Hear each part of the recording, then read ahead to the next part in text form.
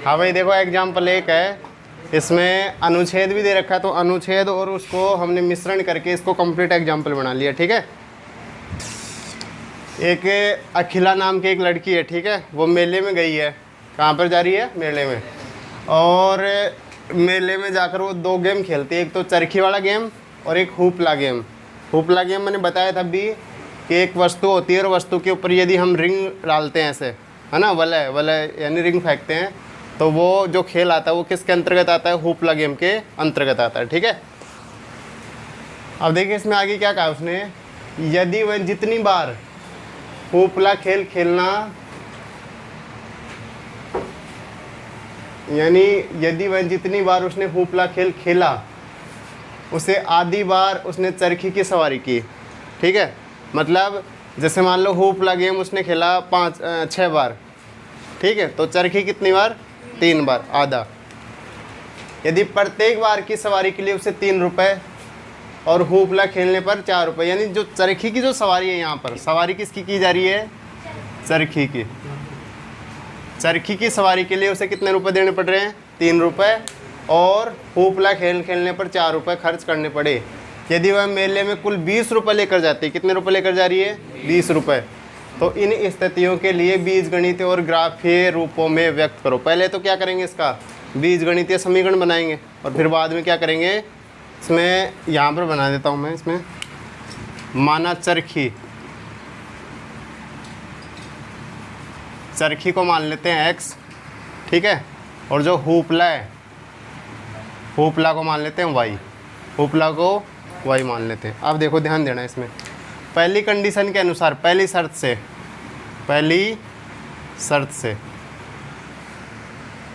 देखो, पहली शर्त कहाँ से बन रही है? पहली शर्त इसमें बन रही है यहाँ से। उसने हुपला खेल खेला, मतलब जितनी बार, जैसे मान लो हुपला खेल है y, ठीक है, हुपला खेल कितना है? y, तो चरखी कितना खेलेगी? आधा, 1/2x, 1/2x। समझ आ गया? ये तो हो गया हुपला इधर, और ये हो गई चरखी। ठीक है, अब इसको और आगे हल करेंगे तो ये हो जाएगा y, देखो इसके बटे में कितना? 2, तो ये इधर आकर गुणा हो जाएगा, है ना, तो 2y माइनस एक्स बराबर 0, 2y माइनस एक्स बराबर। समझ में आया कि नहीं आया? ये आपका समीकरण हो गया एक। समीकरण नंबर कौन सा हो गया? ठीक है देखो ये बटे की संख्या है, इधर आई किसके साथ गुणा हो जाएगी? 2y हो जाएगी, ये x इधर आएगा माइनस में हो जाएगा। ठीक है, पहली शर्त से ये समीकरण बन गया। सेकंड जो शर्त है इसकी, सेकंड शर्त में देखो यहाँ से उसने 3 रुपये किसके लिए दिए? चरखी के लिए। तो चरखी को हमने क्या मान रखा है? x, तो ये हो जाएगा 3x, है ना भाई। चरखी घूमी और कितने रुपए लगे? 3, प्लस हुपला खेलने पर 4 रुपये, तो ये 4 बराबर 20 रुपये। कितने रुपए लगेंगे?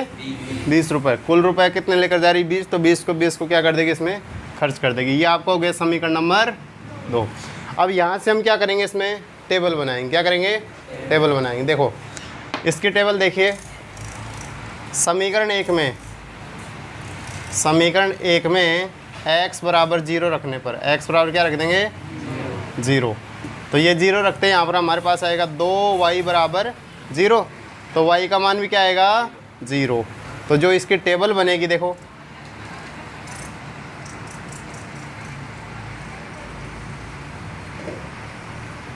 x का मान 0 और y का मान भी 0। ठीक है, ये मूल बिंदु के निर्देशांक हो गए। x का गुणांक कितना है? x का गुणांक 1 और y का 2। ठीक है, यहाँ से मत उठा लेना, कभी ऐसे कर लो कि भाई ये पहले लिखा है तो x हो गया, ऐसे नहीं। ये इसमें जुड़ जाएगा और ये इसमें जुड़ जाएगा। ठीक है, असमान चिन्ह है ना, और असमान चिन्ह होते हैं उस समय क्या होता है? दोनों मान जुड़ते हैं। ठीक है, इसका देखो अब समीकरण 2 में x बराबर 0 रखने पर, x बराबर है तो ये 0 रखते ख़त्म इसकी कहानी। यहाँ से 4y बराबर कितना हो गया? 20, तो y का मान कितना आ गया? 5 आ गया। y का मान कितना आया? 5 आ गया। अब देखो इसकी टेबल बनाते हैं।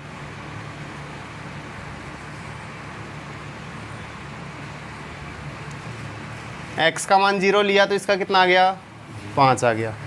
ठीक है, x का गुणांक है 3 और y का कितना है, तो इसको तो जोड़ दो इसमें और इसको घटा दो, कितना आ गया, 2। समझ में आया कि नहीं आया? अब हम क्या करते हैं, इसका ग्राफ और पैमाना बनाएंगे। ठीक है, तो देखिए सबसे पहले हम एक लाइन खींच लेते हैं जो ग्राफ हमें बनानी, जैसे हम पैमाना बनाएंगे ना।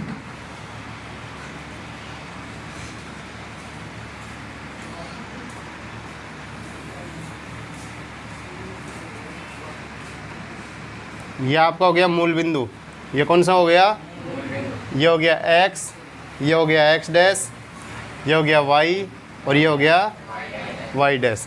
ठीक है, अब देखो x अक्ष पर मैक्सिमम संख्या कितनी है, 4 है, तो पैमाना 1 आ जाएगा ना, बड़ा खाना बराबर, और y पर भी कितना आ जाएगा, 1 आ जाएगा, दोनों पर कितना आ जाएगा, 1 1। तो इसका जो पैमाना है, पैमाना मैं यहाँ पर लिख देता हूँ, इसका पैमाना x o x डैश अक्ष पर एक बड़ा खाना बराबर कितना, 1 क्या आएगा, 1। यहाँ पर x के बराबर हमने क्या माना है, चरखी मानी है ना, तो चरखी ऐसे एक चरखी थोड़ी लिखेंगे, रुपए आएंगे, क्या आएंगे, 1 रुपये, 1 रुपये। और y o y डैश अक्ष पर एक बड़ा खाना बराबर, इस पर भी कितना मान लेंगे, 1 रुपये, और इसको इस तरीके से ब्रैकेट में बंद कीजिए। ठीक है, समझ आ गया? अब देखिए, ध्यान दो, ये जो मान है हम यहाँ पर थोड़ा सा इसको काट लेते हैं, इसे आपको तो ग्राफ में बनाना है इसको, है ना।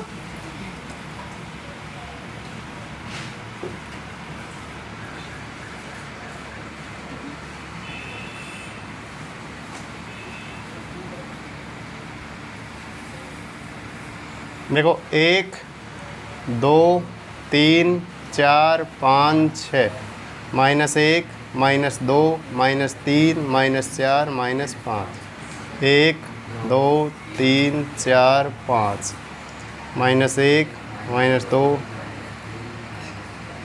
ठीक है, अब समझो, सबसे पहले इस मान को दर्शाते हैं, x का मान 0 और y का मान भी 0, तो ये आ गया यहाँ पर ही 0 0। ठीक है, मूल बिंदु 0 पर ही हो गया। x का मान 2, ये 2, और y का कितना, 1। ठीक है, अब इस रेखा को मिला दो आप पहले, ग्राफ में एकदम सिद्ध में जाएगी ये रेखा, है ना। ये हो गया, समझ में आया कि नहीं आया? सेकंड देखिए, 0 पर 5, ये 0 और इस पर ये 5 हो गया। ठीक है, 4 पर कितना है, 2, ये 4 और इसके सिद्ध में 2 यहाँ पर। ठीक है, तो आप इनको जैसे मिलाओगे ना ऐसे, तो रेखा कहाँ पर प्रतिच्छेद कर रही है, इसमें देखो किताब में, इसमें एकदम क्लियर पता पड़ जाएगा। 4 और 2 पर कर रही है ना रेखा प्रतिच्छेद। देखो 4 और 2 पर, ये आप उसमें ग्राफ में बनाओगे एकदम क्लियर आएगा। तो यहाँ पर जो रेखा प्रतिच्छेद कर रही है ना, इसका मान कितना है, 4 और 2, 4 और ये यहाँ पर 4 और 2 लिख सकते हो आप। ठीक है, मतलब देखो x का मान तो कितना आ गया, 4, और y का कितना आ गया, 2। ठीक है, समझ आया कि नहीं आया?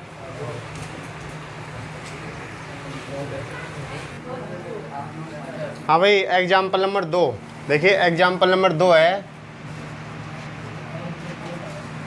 बुक से ना, इधर कर लेते हैं। माना एक रबड़ का मूल्य हम मान लेते हैं x रुपये, कितना मान लेते हैं, और माना एक पेंसिल का मूल्य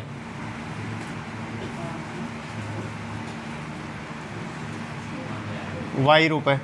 ठीक है, तो पहली शर्त के अनुसार देखो, जो इसकी पहली शर्त है, पहली शर्त में कौन है, कौन सी लड़की है, रोमिला 2 पेंसिल, मतलब 2y हो जाएगा, है ना। तो इसमें और 3 रबड़ है, ठीक है, आप ऐसा कर लो यहाँ पर इसको, चलो कोई दिक्कत वाली बात नहीं है। ये हो जाएगा 3x प्लस 2y बराबर 9 रुपये। कितने हो जाएंगे, समझ आ गया? यानी देखो ध्यान दीजिए, एक रबड़ है ना, x रुपये का आता है, तो 3 रबड़ कितने के आएंगे, 3x के। एक पेंसिल y रुपये की आती है, तो 2 पेंसिल कितने की आएंगी, 2y। सेकंड शर्त में देखो, सेकंड शर्त में जो सोनाली है वो 4 पेंसिल और 6 रबड़ है, यानी 6 रबड़ मतलब 6x और 4 पेंसिल 4y बराबर कितने रुपए, 18 रुपये। बराबर कितने रुपए, 18 रुपये। तो यहाँ से हम क्या करेंगे, 2 सारणी बनाएंगे। देखिए ये आपका समीकरण हो गया 1, तो समीकरण 1 में y बराबर 0 रखने पर, y बराबर क्या रख देंगे, तो ये ख़त्म हो जाएगा। यहाँ से 3x बराबर कितना आ गया, 9, तो x का मान आ गया 3, x का मान कितना आ गया, इसके टेबल बनाएंगे। तो देखिए हमने y का मान 0 रखा, तो इसका कितना आ गया, x का गुणांक है 3 और y का कितना है 2। तो देखो इसको तो इसमें क्या कर दो, घटा दो, तो कितना बचेगा 1, और इसको जोड़ दो, इसमें 3 हो गया। ये देखो समीकरण नंबर 2। तो समीकरण 2 में हम क्या करेंगे, समीकरण 2 में y बराबर 0 रखने पर, तो ये हो जाएगा 6x बराबर 18। तो x का मान कितना आ गया, यहाँ पर भी 3 आया है और यहाँ पर भी 3। तो अब देखो आगे,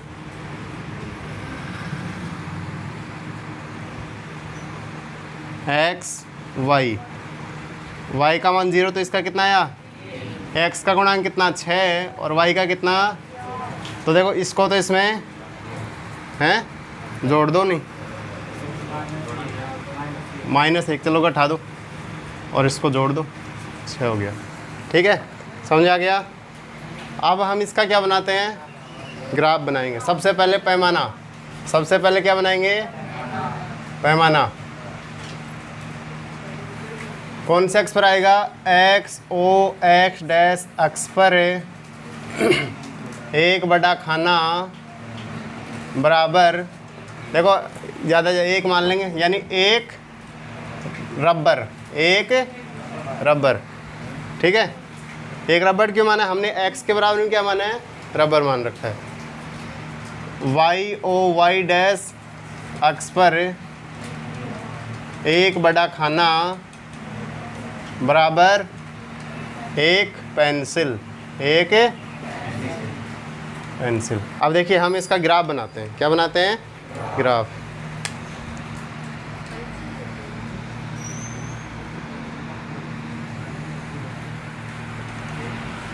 ये तो हो गया x डैश, ये y और ये हो गया मूल बिंदु।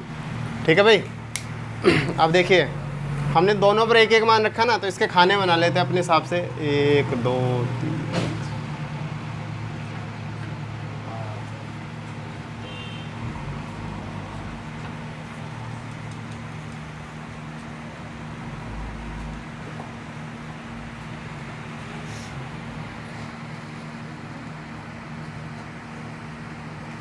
ठीक है, देखिए 1 2 3 4 5 6 7 8, इधर -1 -2 -3 -4 -5 -1 -2 -3 -4 -5, 1 2 3 4 5 6। ठीक है, देखो मान को दर्शाओ। ये 3, x का मान कितना और y का 0, यहाँ पर आ जाएगा। 1 पर 3, 1 और ये 3। ठीक है, इस लाइन को मिला दो, पूरा आगे तक बढ़ा दो ऐसे। ठीक है, ये समझ में आया सभी को? नेक्स्ट देखो, वो 3 पर 0, तो 3 पर 0 यहाँ पर है ना, और -1 पर 6, तो -1 और 6 यहाँ पर। तो ये रेखा है ना, एकदम सीध में जाएगी ऐसे। ये थोड़ा इसमें ग्राफ की वजह से हो रहा है, उसमें आप ग्राफ पेपर बनाओगे, देखो बुक दो मेरे को एक बार। आप ग्राफ पेपर पर बनाओगे इसको तो देखो एकदम ये ऐसे जाएगी समांतर यहाँ पर, ये ठीक है। देखो ध्यान दो एक बार, -1 है ना, -1 यहाँ पर -1, तो -1 पर कितना है 6, तो ये देखो ये रेखा है ना ऐसे जो ये थोड़ा ऊपर हो गया, आप इसको मिलाओगे ना तो ये रेखा मतलब यहाँ से गुजर जाएगी ऐसे, ठीक है, संपाती हो गई एकदम। देखो यहाँ से इसमें ग्राफ में देखो ये रहा, ठीक है ना। ये थोड़ा सा क्या होता है कि हमारा जो ये माप होता है ना इसमें बोर्ड के ऊपर, उसमें क्या हो जाता है गैप कम बत्ती हो जाता है, जिस वजह से रेखा एकदम क्लियर नहीं आ पाती। लेकिन अगर आप ग्राफ पेपर के ऊपर बनाओगे तो ग्राफ पेपर पर एकदम क्या आएंगी, रेखा एकदम एज इट इज आएंगी, सही है ना, इस मान के अनुसार। तो ये रेखा मतलब एक रेखा दूसरी रेखा के ऊपर से क्या हो रही है, गुजर रही है। तो आप यहाँ से चाहो तो मान भी लिख सकते हो उसमें कि भाई इसका मान तो कितना है -1 और 6, इसका कितना है 1 और 3, और यहाँ पर ये कितना है 3 और 0, 3 और 0। तो ये आपकी समपाती रेखा हो गई, क्या हो गई, ये आपका एग्जाम्पल कौन सा हो गया 2, और एग्जाम्पल 3 हमने कर ही लिया था।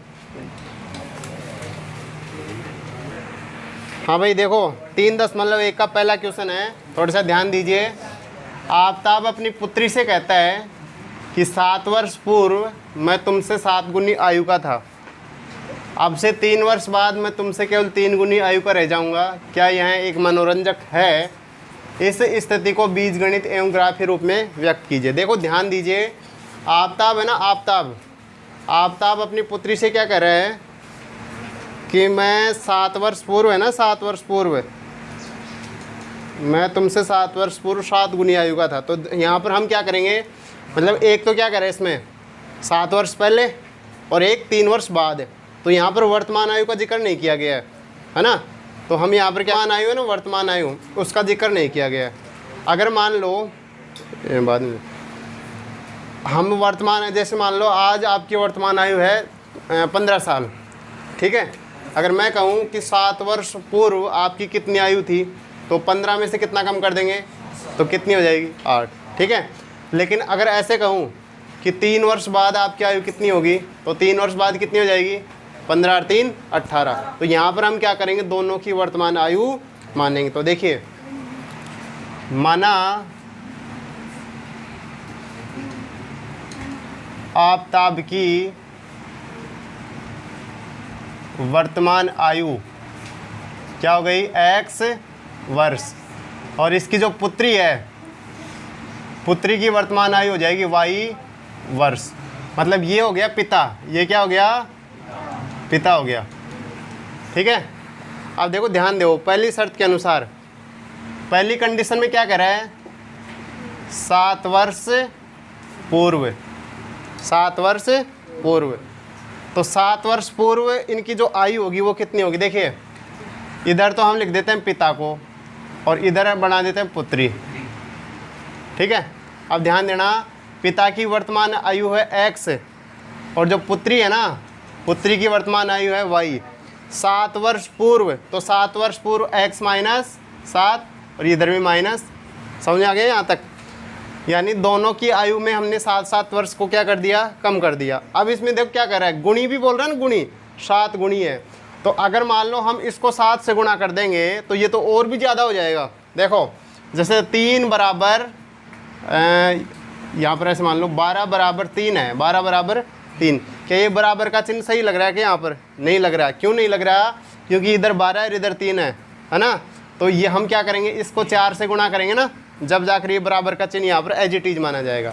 तो अब देखो पुत्री की आयु को पिता की आयु के बराबर करना है हमें, तो हमें क्या करना पड़ेगा, इसको 7 से गुणा, 7 गुणी। ये ध्यान रखना हमेशा, क्या होता है उल्टा, इसमें बीजगणित में उल्टा होता है। जैसे पिता की आयु कितनी है, 7 गुणी है पिता की आयु, तो कई बच्चे क्या कर देते हैं, इसको 7 से गुणा कर देते हैं। ऐसे नहीं तो फिर तो इसकी तो आयु और भी ज़्यादा हो जाएगी, ठीक है ना। तो ये ध्यान रखना कि जिसकी आयु 7 गुणी है उसको तो गुणा करेंगे नहीं, बाकी जो शेष बच गया उसको गुणा करेंगे। तो देखो ध्यान दो, अब x माइनस 7 बराबर 7y माइनस 49। इसको हल कीजिए, x ये इधर आएगा माइनस 7y हो जाएगा और ये माइनस 49 और ये कितना हो जाएगा प्लस 7। तो x माइनस 7y बराबर माइनस 42। यह आपका बन गया एक समीकरण, पहला समीकरण बन गया। ठीक है, दूसरा समीकरण यानी सेकंड शर्त में देखो,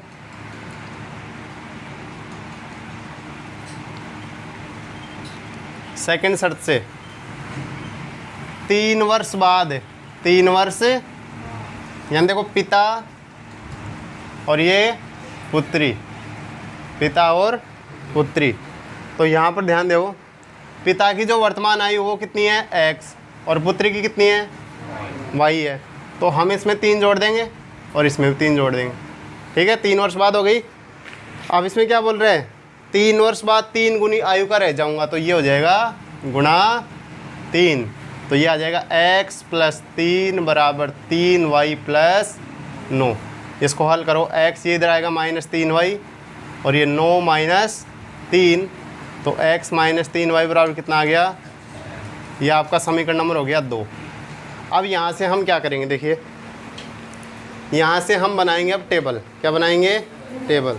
तो देखो समीकरण 1 है ना, कौन सा समीकरण 1। तो समीकरण 1 में हम यहाँ पर क्या करेंगे, y का मान रखते हैं 0, y का मान क्या करते हैं, या फिर x का मान 0 रख दो।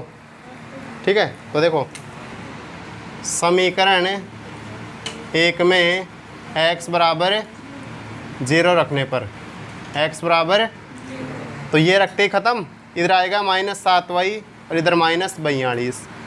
क्या हो गया, तो माइनस से माइनस हाँ कैंसिल हो जाएगा, प्लस हो जाएगा। तो y का मान कितना आ गया, 6 आ गया। y का मान कितना आ गया, 6 आ गया ना। समझ आया कि नहीं आया। अब देखो इसकी जो टेबल है,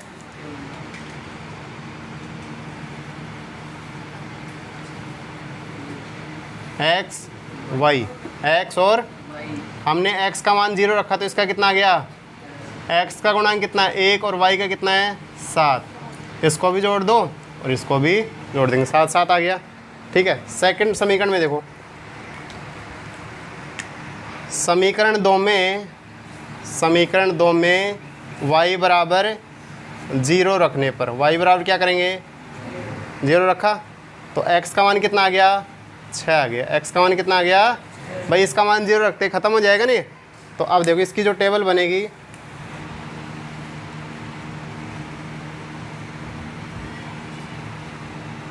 x y, x का मान बताइए कितना है 6 और y का, x का गुणांक कितना है 1 और y का 3, तो ये भी जुड़ जाएगा और ये भी, ये आपके पास टेबल आ गई। ठीक है, आप देखो ध्यान दो, इसमें जो पैमाना हम बनाएंगे ना, पैमाना, इसमें जो रेखा प्रतिच्छेद करेंगे बहुत आगे जाकर प्रतिच्छेद करने वाली है।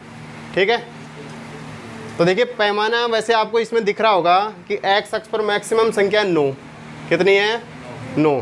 लेकिन एक चीज़ पहले मैं आपको इसमें क्लियर करके बताता हूँ। देखो ये 2 समीकरण लेते हैं हम, कौन कौन सा, x माइनस 7y और माइनस 42, एक तो ये, और एक है x माइनस 3y बराबर 6। अब यहाँ से हमें मालूम करना है कि भाई x और y का मान कहाँ पर प्रतिच्छेद करेगा। ठीक है, क्योंकि देखो यहाँ पर ये 42